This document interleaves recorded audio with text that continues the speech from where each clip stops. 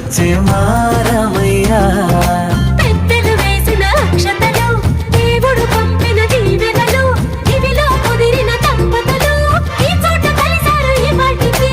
ఆటలు పాటలు వేడుకలు, మాటకు మాటలు అల్లరులు, తీయని గుర్తుల కానుకలు వెన్నంటి ఉంటాయి వెయ్యేళ్ళకి. రారండో వేడుక చూద్దాం, ఈ సీతమ్మని రామయ్యని ఒకటిగా చేసేద్దాం, ఆడేద్దాం.